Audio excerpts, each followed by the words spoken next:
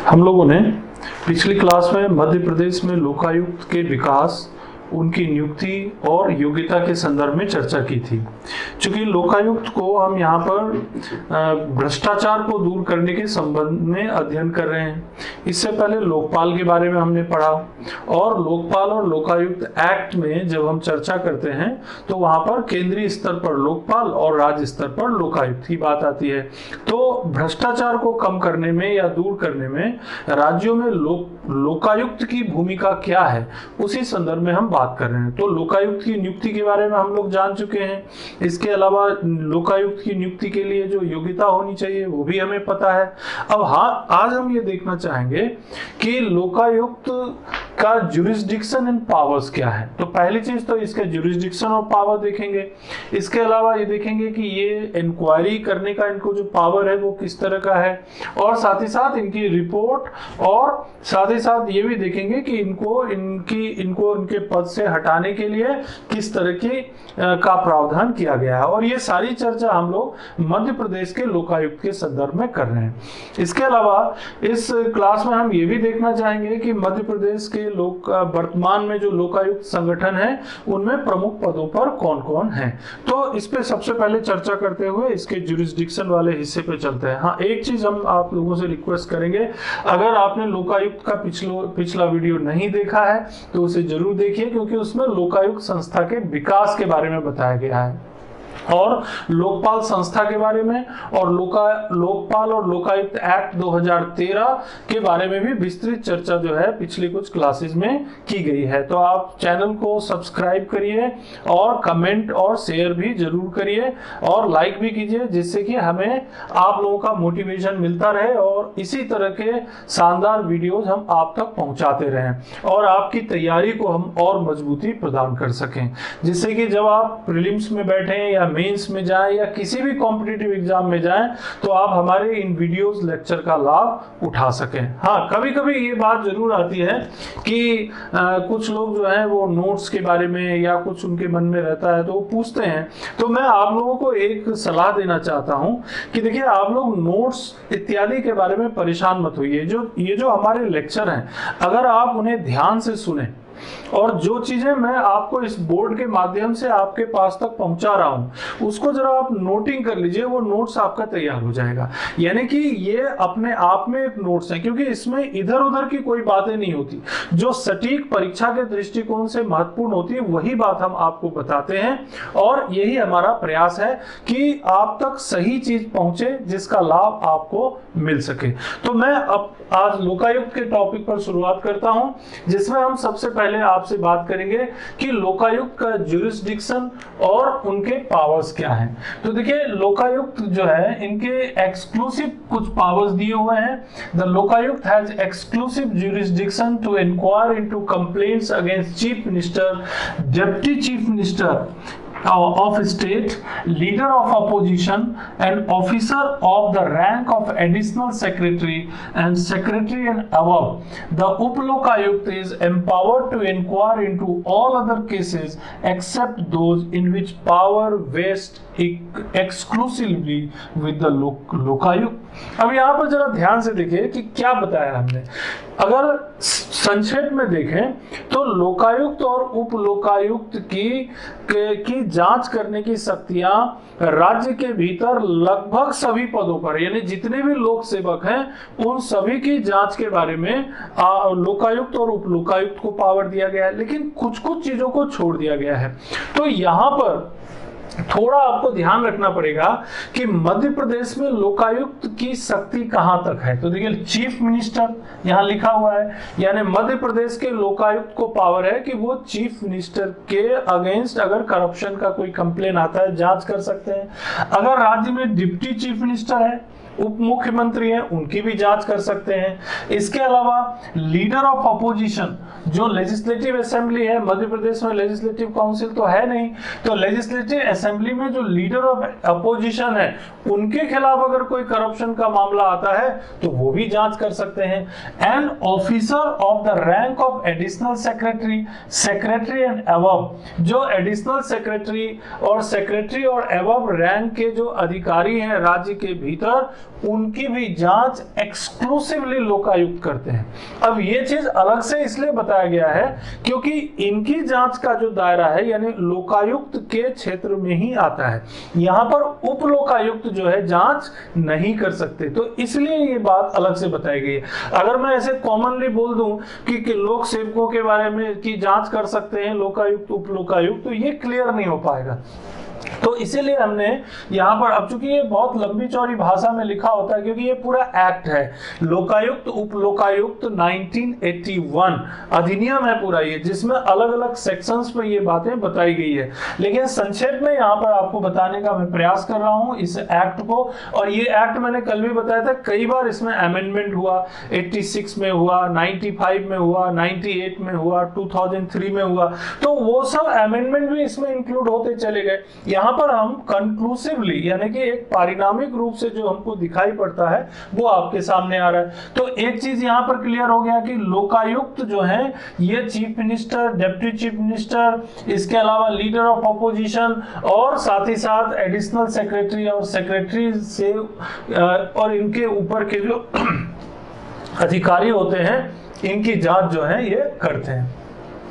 इनके अलावा accepting this, इनके अलावा जो लोक सेवक हैं उनकी जांच जो है उप लोकायुक्त भी कर सकते हैं। The Upa Lokayukta is empowered to inquire into all other cases except those in which power based exclusively with the Lokayukta. तो ठीक क्लियर हो गई बात। और आगे देखते हैं, और बहुत आसान है कि और किस किस की जांच कर सकते हैं, तो मैंने क्लैरिफाई किया है जितने भी एपेक्स कोऑपरेटिव सोसाइटी हैं या सेंट्रल कोऑपरेटिव सोसाइटी हैं उनके जो अधिकारी कर्मचारी हैं उनकी भी जांच कर सकते हैं लोकायुक्त उप लोकायुक्त, अगर उनके खिलाफ कोई शिकायत आती है।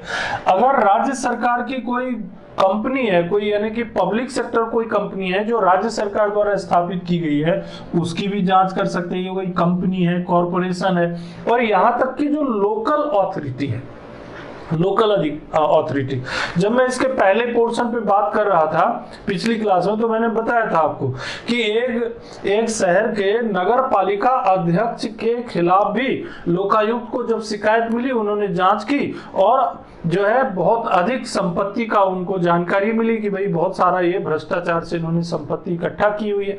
इसका मतलब क्या हुआ, जो राज्य के भीतर जो लोकल अथॉरिटीज हैं उनके जो लोक सेवक हैं उनके खिलाफ भी जांच की जा सकती है। इसके अलावा बाद में कुछ चीजों को शामिल किया गया है जैसे vice chancellor of university, registrar of university, तो इनके खिलाफ भी जांच की जा सकती है।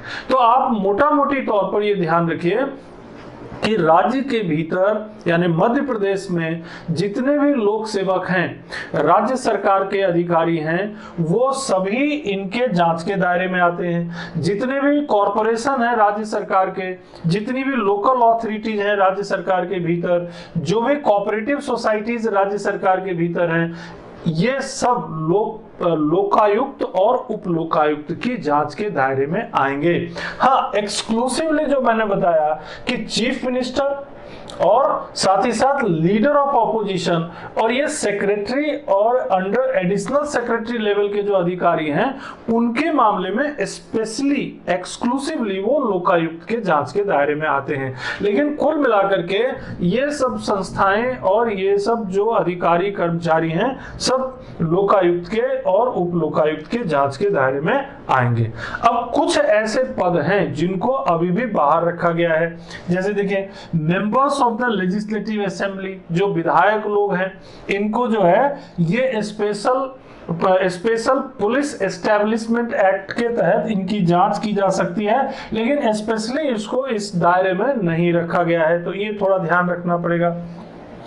विधानसभा के जो स्पीकर या डिप्टी स्पीकर हैं वो भी इनके दायरे से बाहर आते हैं। इसके अलावा जो जुडिशियरी है, हमारे हाई कोर्ट वगैरह के जो जजेस हैं ये भी इसके दायरे के बाहर आते हैं। और एमपीपीएससी के चेयरमैन और मेंबर्स जो हैं वो भी लोकायुक्त और उप लोकायुक्त के दायरे के बाहर आते हैं। तो कुछ जांच के दायरे में है और कुछ जांच के दायरे के बाहर भी हैं। तो इन पदों को जो जांच के दायरे के बाहर रखा गया है उसके पीछे यही कारण कारण है कि इन पदों को लेकर के कुछ अलग या तो जांच की कार्रवाई है, मतलब अलग से इसके लिए संविधान में व्यवस्था है, या फिर ये महसूस किया गया कि ये बहुत सम्मानजनक पद है इसीलिए इनको संदेह के दायरे से बाहर रखा जाए। जैसे जुडिशियरी है, सम्मानित संस्था है, इसे बाहर रखा गया।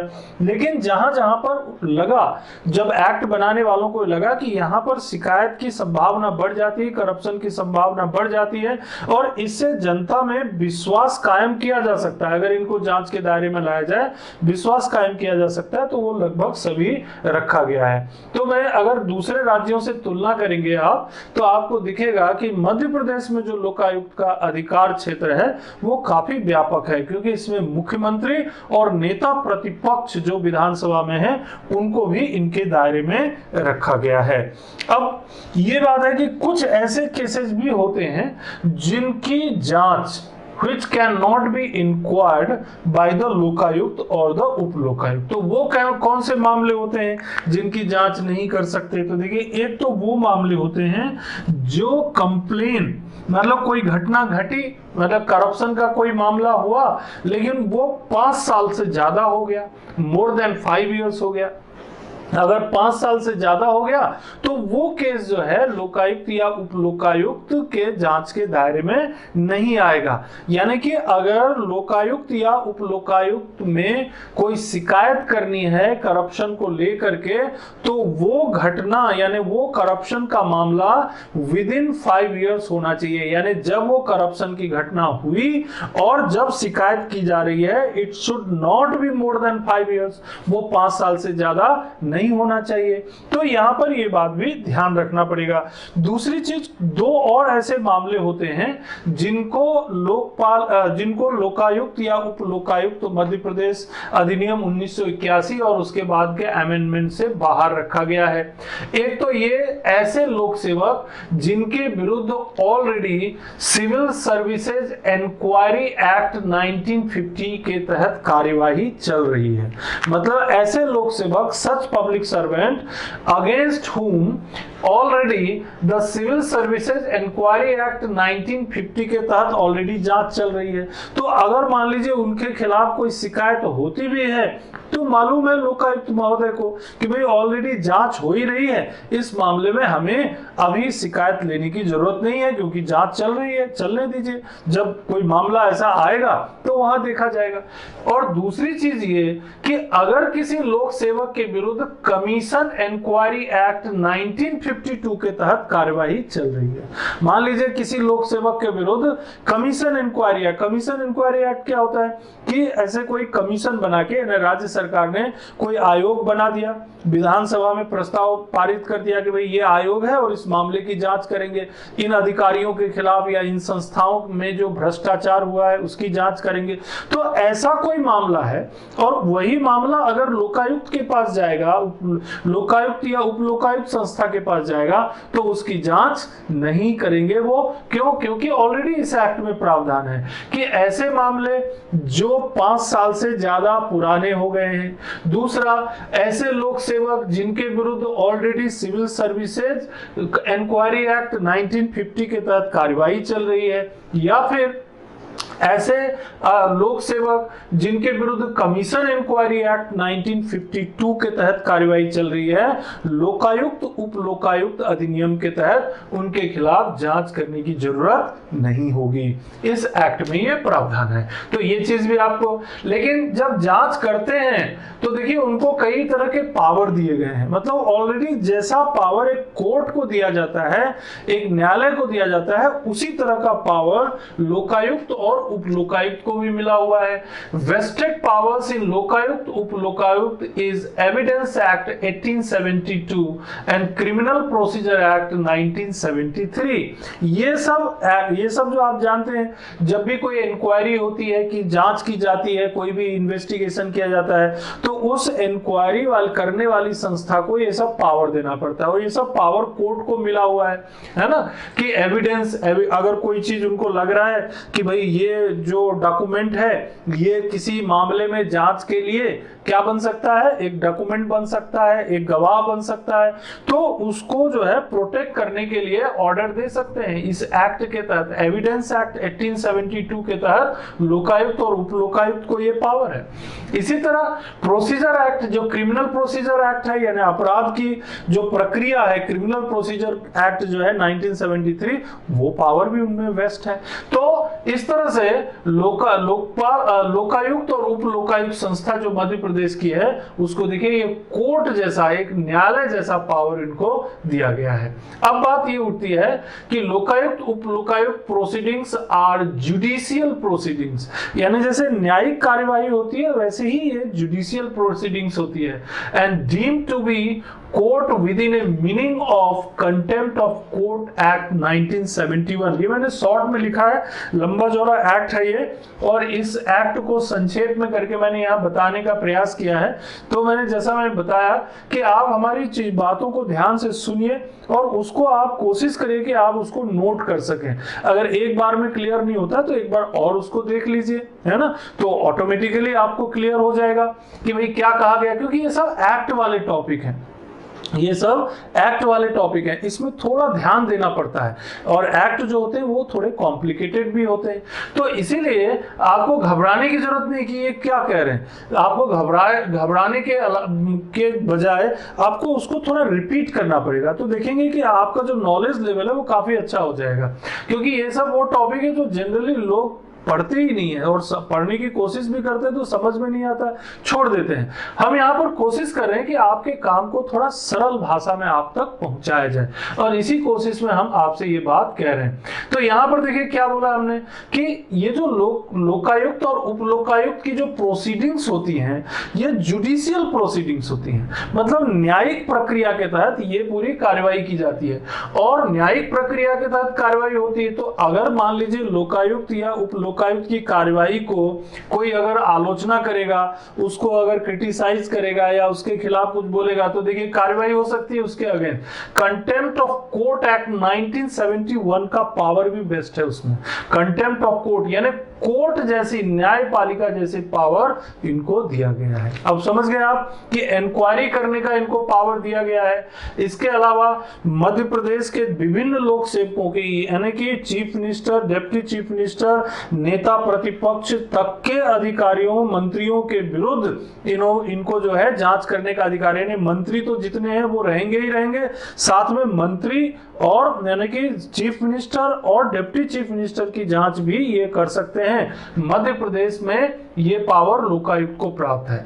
अब सवाल ये उठता है कि ये जब ये कार्यवाही करते हैं तो कार्यवाही के बाद इनके रिपोर्ट की प्रक्रिया क्या होती है, यानी किस तरह से इनकी रिपोर्ट जो है ये पहुंचती है और वो आगे बढ़ती है। तो थोड़ी सी जानकारी मैं आपको इसके बारे में भी दे देता हूं। देखिए, अगर जैसे करप्शन का कोई मामला आया इनके पास, इन्होंने जांच की, जांच करने के बाद ये एस्टैब्लिश कर लिया उन्होंने कि भाई हाँ इसमें करप्शन है और करप्शन इन्होंने किया है, इनके पास जो संपत्ति है, जो आय है, ये जो वास्तविक तौर पर जो अर्जित की है उससे कई गुना ज्यादा है, उसके सारे डॉक्यूमेंट, सारे प्रूफ उनके पास आ जाते हैं। क्योंकि उसके लिए वो क्या करते हैं, जगह जगह जब उनको ऐसी शिकायत मिलती है वो छापा मारते हैं, जगह जगह रेड करके और जानकारी जुटाते हैं। रेड करने मतलब अचानक जाकर के जानकारी जुटाना, मतलब ये किसी को परेशान करने। अब परेशान होते हैं वो अलग बात है कि लोग परेशान होते हैं, जिसके घर छापा पड़ेगा वो परेशान होगा, लेकिन उनका मकसद है कि जो डाटा है, जो तथ्य है, जो आंकड़े हैं, जो उनके खिलाफ शिकायत की गई है उसमें क्या सच्चाई है, वो वास्तव में वैसा है कि नहीं, वो जुटाते हैं। और जुटाने के बाद क्या करेंगे, वो अपने पास तो रिपोर्ट रखेंगे नहीं, तो उसको भेज देते हैं जो उस संबंधित कंपिटेंट अथॉरिटी रहेगा। मान लीजिए कोई मंत्री के खिलाफ ऐसी शिकायत हुई और वो मंत्री के खिलाफ अगर जांच करेंगे तो वो किसको भेजेंगे, मुख्यमंत्री के पास, चीफ मिनिस्टर के पास। किसी लोक सेवक, किसी विभाग का लोक सेवक है तो उस विभाग के लोक सेवक के खिलाफ जांच हुई तो उस विभाग के जो सबसे उच्च अधिकारी होंगे या जो कंपिटेंट अथॉरिटी होंगे उनके अगेंस्ट कार्यवाही करने के उनके पास भेजेंगे। तो यही उनकी प्रोसेस रहती है। तो लोकायुक्त या उप लोकायुक्त अपनी जांच करते हैं, जांच करके जो उसके प्रूफ होते हैं, प्रमाण होते हैं, वो जुटाते हैं और कंपिटेंट अथॉरिटी के पास भेज देते हैं। और उसके बाद देखिए 90 डेज का टाइम रहता है। है ना। Lokayukta Upa Lokayukta after inquiry allegation is established, अगर उनको लगता है कि हाँ आरोप जो है स्थापित हो गया है, कम्युनिकेट फाइंडिंग्स, जो जो चीजें उन्हें मिलती है तथ्य, वो उसके साथ रिकमेंडेशन, उनके साथ वो रिकमेंडेशन भी भेजते हैं टू कॉम्पिटेंट ऑथोरिटी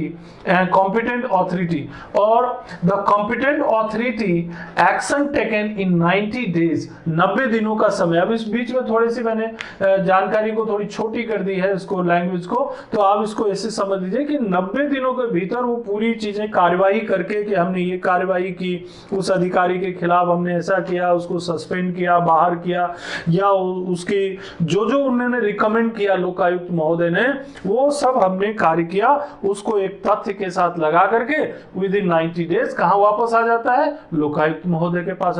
ऐसे जितने भी कार्यवाही होती है लोकायुक्त या उप लोकायुक्त के माध्यम से, वो सारा जो डॉक्यूमेंट्स है वो एक बार फिर से लोकायुक्त महोदय के पास आ जाता है। अब ठीक है, देखिए इससे करप्शन को दूर करने में मदद मिलेगी। क्यों? क्योंकि लोकायुक्त और उप लोकायुक्त का भय जो है, डर जो है, वो अधिकारियों के ऊपर रहेगा, मुख्यमंत्रियों के ऊपर रहेगा, मंत्रियों के ऊपर रहेगा, जितने सिविल सर्वेंट हैं राज्य के भीतर उन सब के ऊपर रहेगा।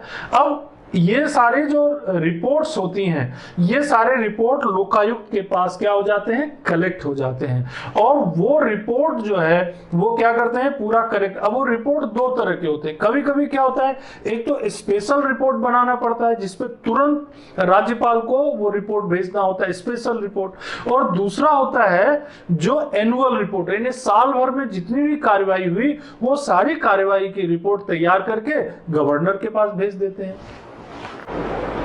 अब गवर्नर क्या करते हैं, गवर्नर उस रिपोर्ट को क्या करते हैं कि लेजिस्लेटिव असेंबली में रखते हैं। अब मध्य प्रदेश में तो लेजिस्लेटिव असेंबली है, लेजिस्लेटिव काउंसिल है नहीं, तो लेजिस्लेटिव असेंबली में रख देते हैं गवर्नर उसको, और लेजिस्लेटिव असेंबली में उस पर चर्चा होती है, डिस्कशन होता है कि भाई देखिए इस अधिकारी के खिलाफ लोकायुक्त ने जांच की, जांच करके उन्होंने ये रिकमेंड किया, अधिकारी महोदय यानी जो अथॉरिटी है उन्होंने ये कार्रवाई की, और कार्रवाई के बाद जो रिपोर्ट आई लोकायुक्त महोदय के पास वो सदन के सामने, क्योंकि सदन ही वो हाउस है, यानी विधानसभा जो है जो जनता का प्रतिनिधित्व करती है। अब जनता का प्रतिनिधित्व करने वाली संस्था है, उसके सामने आ गया कि भाई देखिए जो भ्रष्टाचार करने वाले लोग थे उनके खिलाफ कार्रवाई कर दी गई है, उनको हटा दिया गया है, उनकी संपत्ति को या तो जब्त कर लिया गया है या फिर जितनी संपत्ति उन्होंने ज्यादा कमाई थी उसको वापस ले लिया गया है। यानी कि पब्लिक का, जनता का जो पैसे की जो चोरी हुई या जनता के पैसे को भ्रष्टाचार के माध्यम से किसी व्यक्ति ने अपने पास जमा कर लिया, वापस सरकार के खजाने में फिर आ गया, यही मकसद है इसका। तो ये जो संस्थाएं हैं इस तरह से करप्शन के खिलाफ काम करती है, ये समझने की जरूरत है।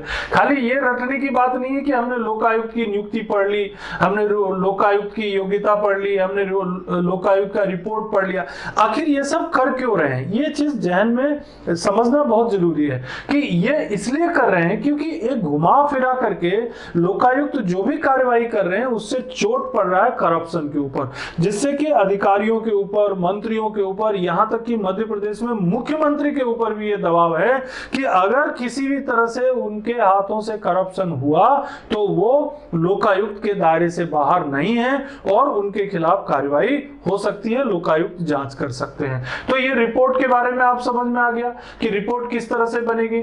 जो लोकायुक्त जो भी कार्रवाई करेंगे उसको तथ्य के साथ कॉम्पिटेंट अथॉरिटी को भेजेंगे, competent authority with in 90 days उसके ऊपर कार्रवाई करके लोकायुक्त के पास वापस जाएंगे।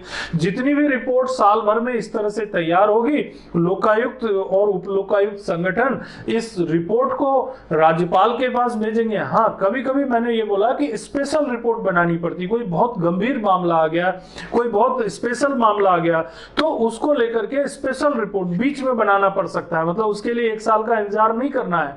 तो बीच में जो रिपोर्ट बनेगी वो बीच में रिपोर्ट जो है वो भी राज्यपाल को भेजी जा सकती है और उसको सदन में राज्यपाल रखवा सकते हैं। और अगर एनुअल रिपोर्ट है, साल में में एक बार वाली तो उसको भी विधानसभा में रखा जाएगा, विधानसभा में उसके ऊपर डिस्कशन होगा और जो कार्यवाही हुई है वो भी अच्छा, और जो नहीं हुई है, मान लीजिए कोई रिपोर्ट लोकायुक्त ने की लेकिन उसके ऊपर कार्यवाही नहीं हुई तो सदन में चर्चा होगी, सरकार के ऊपर दबाव आएगा कि भाई आपने, लोकायुक्त ने रिपोर्ट की, ये भ्रष्ट अधिकारी पाए गए और आपने इस पे कार्यवाही नहीं की, तो सरकार की बदनामी होगी।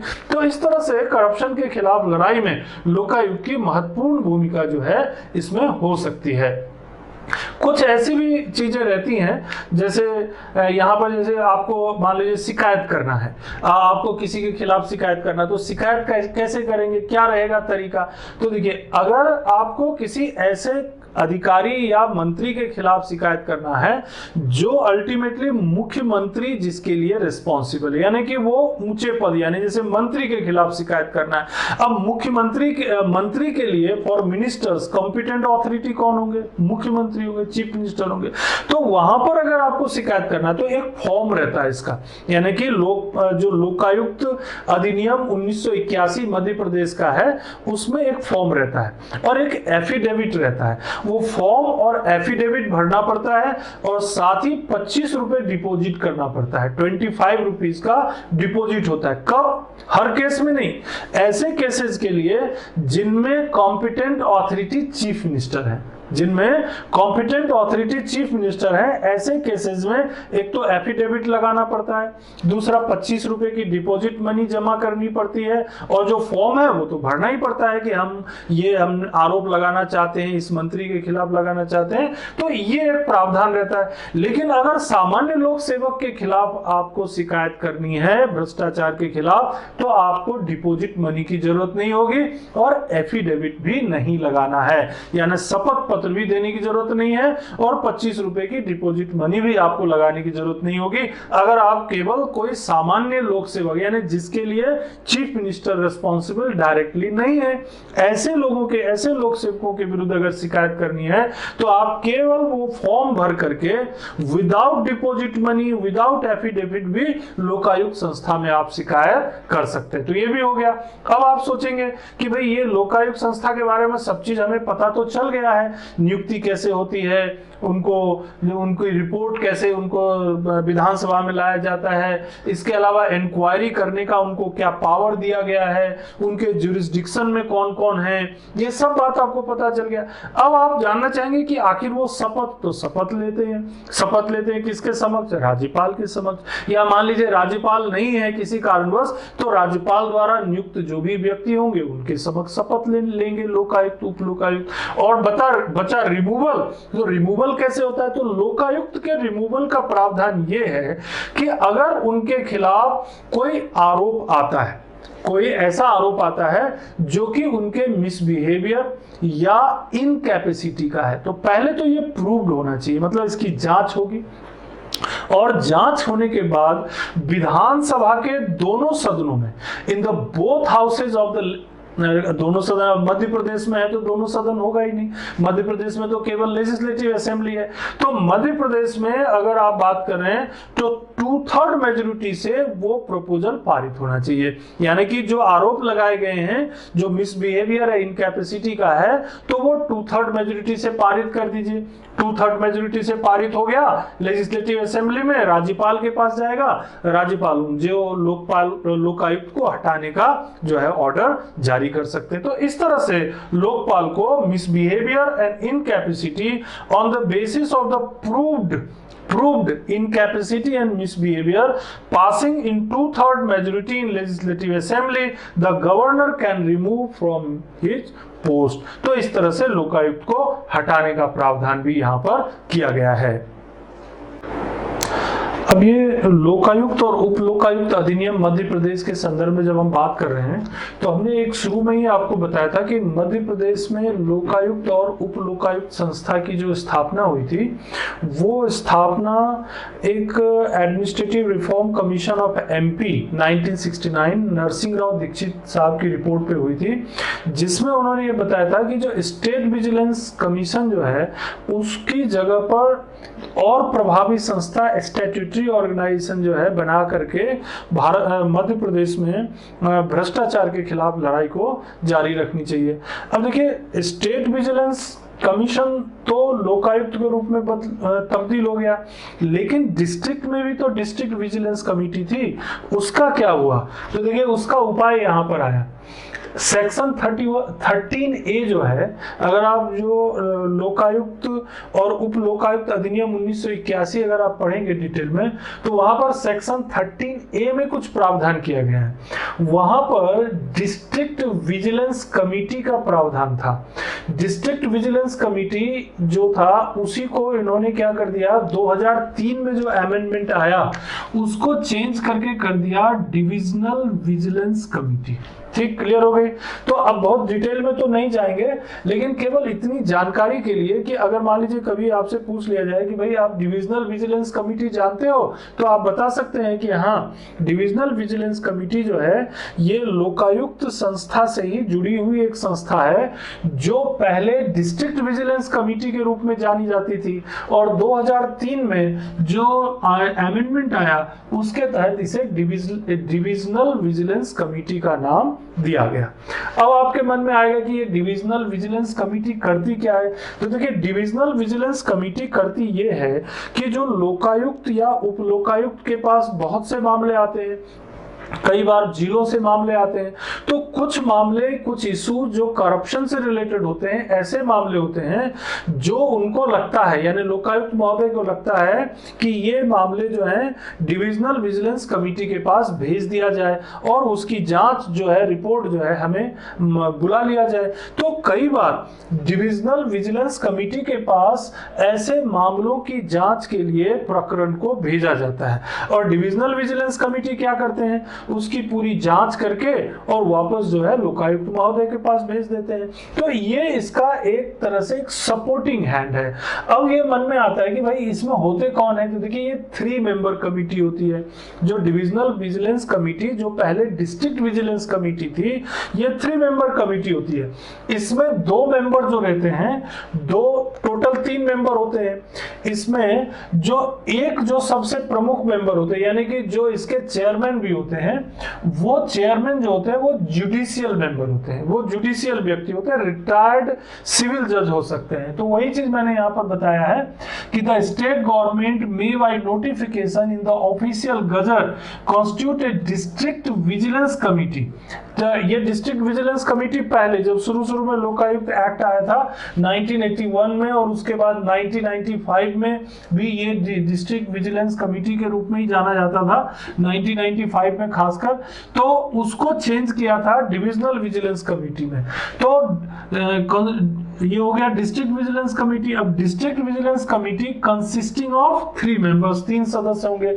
1 will be retired judicial officer not below the rank of a civil जज, क्लास 1 और रिटायर्ड गजेटेड ऑफिसर। देखिए, सिविल जज जो कि प्रथम श्रेणी के होने चाहिए, सिविल जज क्लास 1 सिविल जज ऑफ क्लास 1 और retired gazetted officer of the state, यानी कि जो राज्य सरकार के जो रिटायर्ड गजेटेड ऑफिसर हो सकते हैं, उनको भी इसमें मेंबर के रूप में रखा जा सकता है। लेकिन चेयरमैन हमेशा कौन होंगे? जुडिशियल ऑफिसर जो होंगे वही होंगे, जो कि रिटायर्ड जज होंगे, रिटायर्ड सिविल जज होंगे। ठीक, इनका जो कार्यकाल रहता है ये 3 साल का रहता है, 3 इयर्स टेन्योर रहता है। मैक्सिमम एज रहेगा 70 ईयर्स, 70 साल से ज्यादा एज तक के लिए नहीं रहेंगे। हाँ, एक चीज है, इनको जो है एक छूट है कि ये दोबारा भी बन सकते हैं, दोबारा, यानी सेकेंड टेन्योर के लिए या उसके आगे के टेन्योर के लिए भी इन्हें बनाया जा सकता है, यानी रीअपॉइंट फॉर रिकमेंडेशन किया जा सकता है, रीअपॉइंट फॉर अनदर टर्म। ठीक, और अगर इनको हटाना हो, रिमूव करना हो, तो स्टेट गवर्नमेंट इन्हें रिमूव कर सकती है, यानी उनके पद से हटा सकती है, लेकिन रिकमेंडेशन लगेगा इसमें लोकायुक्त महोदय का। मतलब ऐसा नहीं कि एक बार अगर डिविजनल विजिलेंस कमेटी के मेंबर या चेयरमैन हैं तो स्टेट गवर्नमेंट चाहे जब हटा दे, ऐसा नहीं, हटा नहीं सकते। कैसे हटाएंगे? तो उसके लिए लोकायुक्त अगर रिकमेंड करेंगे कि हाँ, ये मेंबर जो मिसबिहेवियर के आधार पर या मिसकंडक्ट के आधार पर जो है उनके ऊपर प्रकरण है तो उन्हें हटा दिया जाए तो हटाया जा सकता है। The inquiry into the cases given by Lokayukta and the report to Lokayukta, क्या करेंगे ये, जो भी इनको मामला भेजा जाएगा डिविजनल विजिलेंस कमेटी को, उसकी इंक्वायरी करेंगे और इंक्वायरी करके जांच करके वो लोकायुक्त महोदय के पास भेज देंगे। और एक और चीज देखिए, मैक्सिमम एज तो 70 रखा गया है, लेकिन इसमें मिनिमम एज का भी प्रावधान है। मिनिमम एज जो है इसमें 35 इयर्स का रखा गया है। तो ज्यादातर लोग तो सीनियर एज के ही रहते हैं, तो 35 इयर्स मिनिमम एज जो है इसमें रखी गई है। ठीक है, अब यहाँ पर आपको सारी चीज लोकायुक्त संस्था के बारे में मालूम पड़ गया कि लोकायुक्त की नियुक्ति कैसे होती है, उन्हें हटाया कैसे जाता है, उनके जुरिस्डिक्शन यानी पावर्स क्या है, जुरिस्डिक्शन और पावर्स क्या है, वो जो है रिपोर्ट किसको देते हैं, लेजिस्लेटिव असेंबली में कैसे रखा जाता है, ये सब बातों को आपके सामने लाया गया है। इसमें एक चीज करेक्शन के लिए मैं बता दूं कि अगर कहीं भी लोकपाल शब्द का इस्तेमाल किया गया है तो आप उसे लोकायुक्त ही समझेंगे, क्योंकि यहाँ पर हम लोग लोकायुक्त जो टर्म है वो उसी का इस्तेमाल कर रहे हैं। हाँ, लोकपाल और लोकायुक्त अधिनियम शब्द का हमने इस्तेमाल जगहों पर किया है, अलग अलग जगहों पर, तो उसे उस संदर्भ में समझने की कोशिश करिएगा। तो इसीलिए मैंने ये करेक्शन आपको बताया है कि कहीं पर अगर बाय मिस्टेक लोकपाल शब्द का उपयोग किया गया बाय मिस्टेक, तो आप उसको सही संदर्भ में समझेंगे। तो यहाँ पर आपको क्या चीज जानकारी मिल गई कि मध्य प्रदेश में लोकायुक्त और उप लोकायुक्त अधिनियम 1981 से संबंधित क्या महत्वपूर्ण प्रावधान थे, उनमें संशोधन कब कब किए गए और उनकी नियुक्ति, उनको हटाए जाने, उनके कार्य, उनकी इंक्वायरी प्रोसेस वगैरह के बारे में पूरी जानकारी आपको मिल गई। हाँ, साथ में आपको डिविजनल विजिलेंस कमेटी के बारे में भी बता दिया हमने, जो कि पहले जानी जाती थी डिस्ट्रिक्ट विजिलेंस कमेटी के नाम से। अब देखिए, इसमें लोकायुक्त जो है ये संस्था बहुत महत्वपूर्ण हो गई और बहुत से राज्यों में लोकायुक्त संस्था स्थापित भी हो गई और लोकायुक्त काम भी कर रहे थे। मध्य प्रदेश के अलावा पूरे देश में 16 या 17 राज्यों में लोकायुक्त संस्थाएं हैं।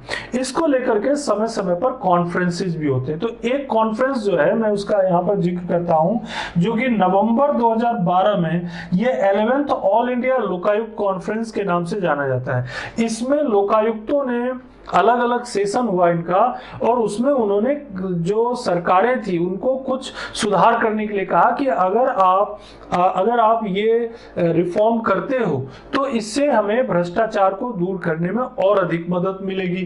तो देखिए, एक तो इन्होंने ये बोला कि Lokayukta a nodal agency for all corruption complaints, यानी राज्य में लोकायुक्त जो संस्था है या लोकायुक्त महोदय को जितने भी करप्शन के कंप्लेंट्स आते हैं, क्योंकि और भी संस्थाएं जो करप्शन के मामलों की जांच करती है, जैसे ईओडब्ल्यू भी होता है राज्य में, और भी कुछ संस्थाएं हैं जो करप्शन के मामलों की जांच करती है।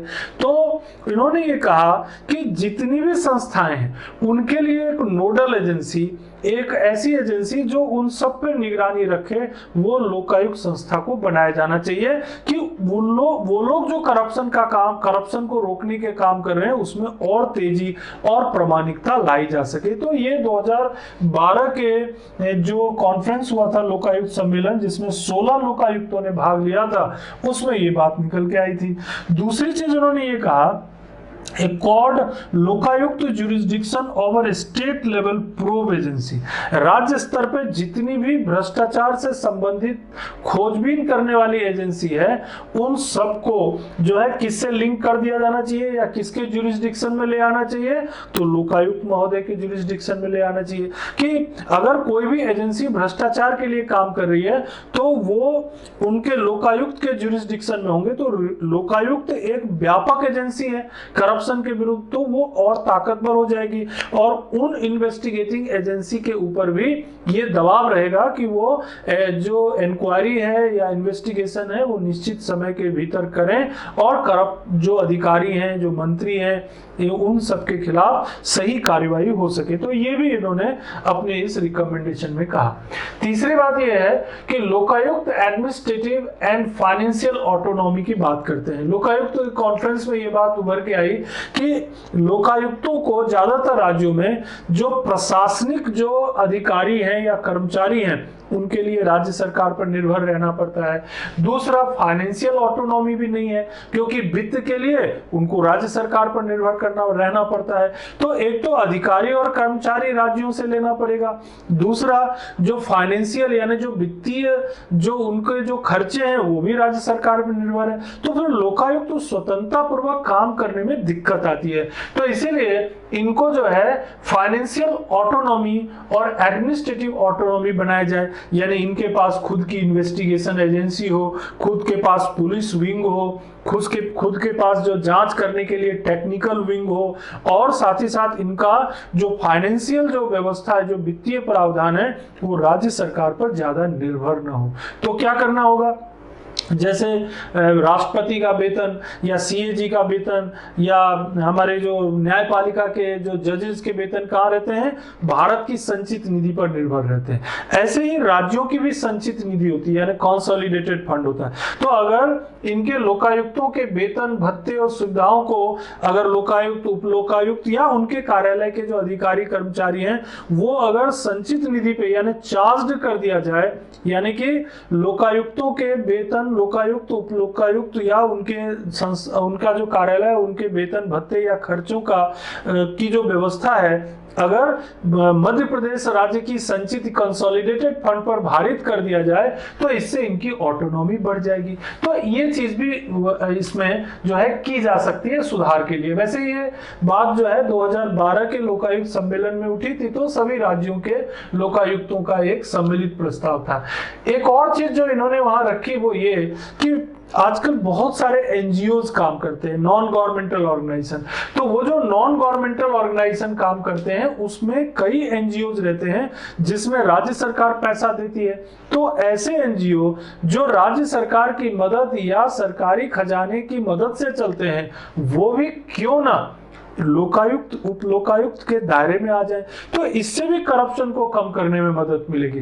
तो इस तरह से लोकायुक्त संस्था को मजबूत करने और भ्रष्टाचार के खिलाफ लड़ाई को और ताकत देने के लिए ये जो सुधार के सुझाव दिए गए थे ये महत्वपूर्ण है। अगर आप चाहें तो इसमें कुछ और सुझाव बना सकते हैं। जैसे देखिए एक ये सुझाव तो हो ही सकता है कि लोकायुक्त संस्था को संवैधानिक दर्जा दिया जाए। ये एक बहुत जरूरी है। जैसे लोकपाल के संदर्भ में भी हमने ये बात की थी, क्योंकि लोकपाल भी एक स्टैट्यूटरी ऑर्गेनाइजेशन है। लोकायुक्त भी जहां पर जिन जिन राज्यों में लोकायुक्त हैं ये स्टैट्यूटरी ऑर्गेनाइजेशन है। विधानसभा के में ये प्रस्ताव को पारित करके या विधानसभा में कानून बना करके, अधिनियम पारित करके इन्हें बनाया गया है।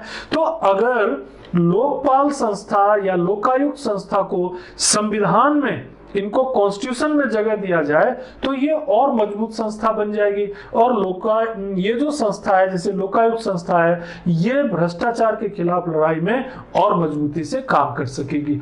ऑटोनॉमी देने से जरूर और मजबूती से काम करेगी।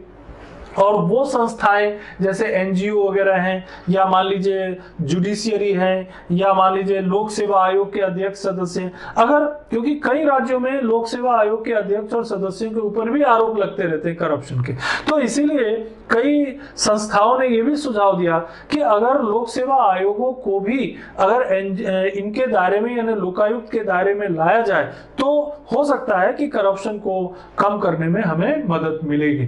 तो इस तरह से राज्य के भीतर यानी मध्य प्रदेश के संदर्भ में बात करें या और भी बाकी राज्यों के संदर्भ में बात करें तो लोकायुक्त भ्रष्टाचार को कम करने में महत्वपूर्ण भूमिका निभा सकते हैं, ये बात स्पष्ट है। अब मैं यहाँ पर आपको मध्य प्रदेश में जो लोकायुक्त संस्था है उसका एक जानकारी मैंने पहले भी दी थी। इसका जो पहला हिस्सा है वहां पर भी मैंने आपको बताया था, और यहाँ पर भी एक जनरल इंफॉर्मेशन के रूप में मैं आपको बता देता हूँ कि देखिए लोकायुक्त जो संस्था है, जैसे मध्य प्रदेश में अगर एमपी में देखेंगे तो, लेकिन ये बदलते रहते हैं। आप ये चीज जरूर ध्यान रखिएगा कि ये कोई स्थायी नहीं है, इसमें चेंज होता रहेगा। तो आप ये वीडियो आप कभी भी देख रहे हो तो उस समय के हिसाब से आप इसमें चेंजेस करेंगे। जैसे लोकायुक्त अभी वर्तमान में, जैसे अभी 2020 का समय चल रहा है, सितंबर 2020, तो इस संदर्भ में आप देख रहे हैं, और अगर पिछले कुछ समय में कुछ चेंजेस हुए हैं तो उस संदर्भ में भी आप इसमें बदलाव कर सकते हैं। तो जैसे अभी तो फिलहाल लोकायुक्त जो है हमारे Shri justice NK. Gupta sir हैं।